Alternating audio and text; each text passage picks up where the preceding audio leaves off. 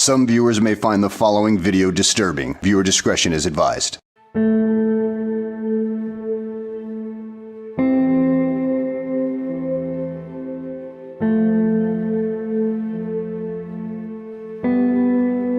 Rachel Chiesley, usually known as Lady Grange, one of 10 children of John Chiesley and Margaret Nicholson, grew up in a troubled household.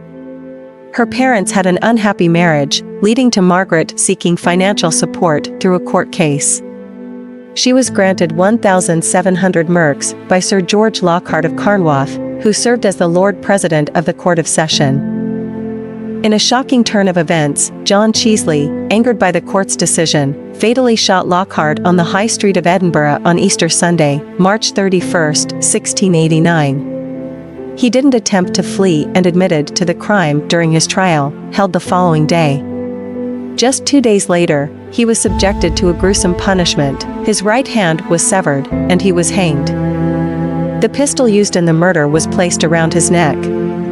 Rachel Chiesley, born around 1679, was baptized on February 4, 1679, and was approximately 10 years old at the time of her father's execution. The exact date of Rachel Chiesley's marriage to James Erskine is uncertain, but may have occurred around 1707 when she was approximately 28 years old. James Erskine, the younger son of Charles Erskine, Earl of Mar, had a politically tumultuous family background.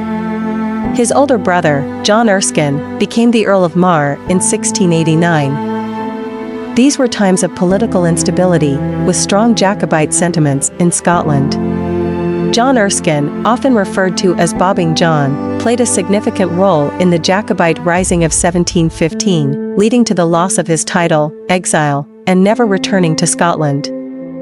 Lady Grange, described as a wild beauty, likely married James Erskine after becoming pregnant.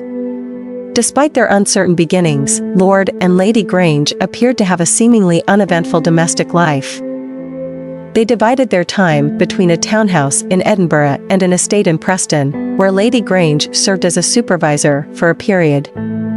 Her husband enjoyed a successful legal career, becoming Lord Justice Clerk in 1710.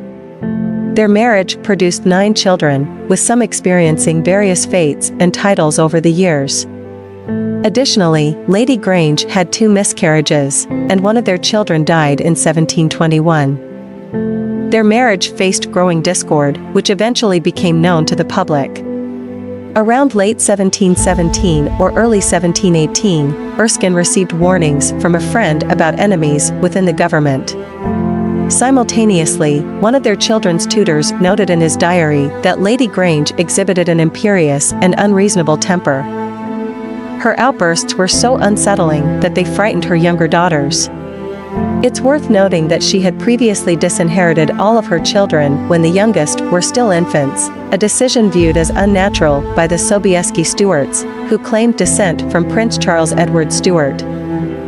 As the troubles in the Erskines' marriage escalated, Lady Grange's behavior became increasingly erratic.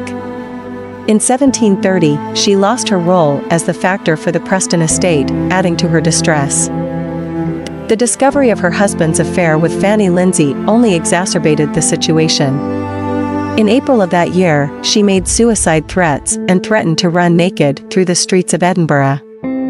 She may have kept a razor under her pillow and tried to intimidate her husband by reminding him of her heritage. On July 27, she officially signed a letter of separation from James Erskine, but matters did not improve. She harassed her husband in public, at church, and even forced him and one of their children to hide in a tavern for hours.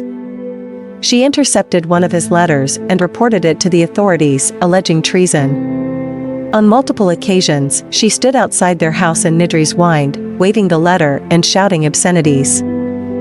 In January 1732, she booked a stagecoach to London, prompting James Erskine and his friends to take decisive action out of fear that her presence there would lead to further trouble. Lady Grange was kidnapped and forcibly relocated from her lodgings on Nidries Wynd near the Royal Mile on January 22, 1732. She was taken by Highland lairds, Roderick MacLeod of Berneray and MacDonald of Morar, along with others. Following her abduction, she endured 2 years of isolation on the Monach Isles, which are located west of North Uist in the Outer Hebrides, Scotland. Her living conditions were harsh, and her complaints about her situation went unanswered.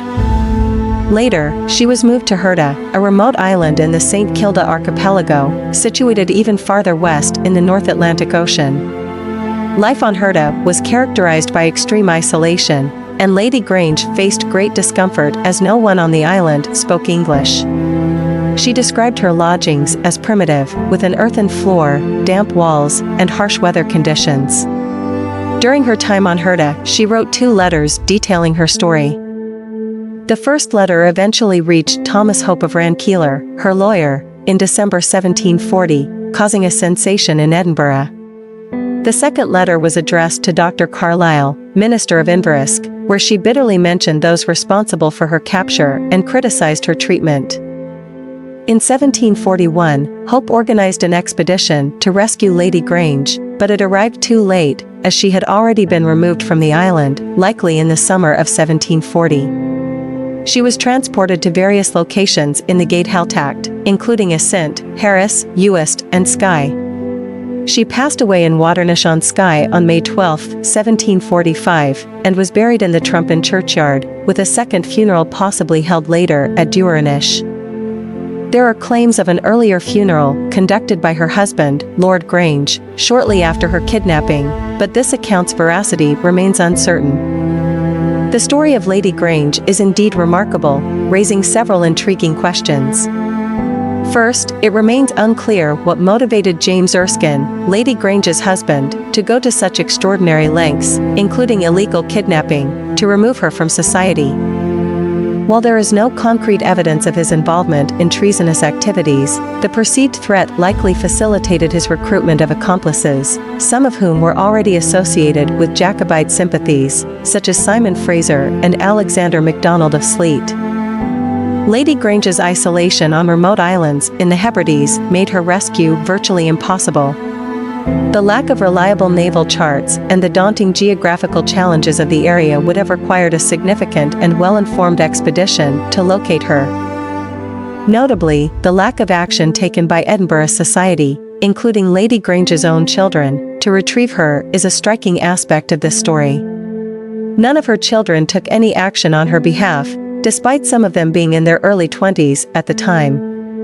This passive response from the family led observers to believe that they did not consider her disappearance a matter of concern. Even the Kirk hierarchy, with the means to contact her or convey news of her situation, did not intervene.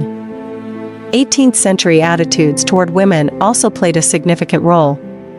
Divorce was complex, and divorced mothers rarely received custody of their children. Lord Grange's powerful connections in the church and the legal profession may have discouraged any attempts to challenge his actions.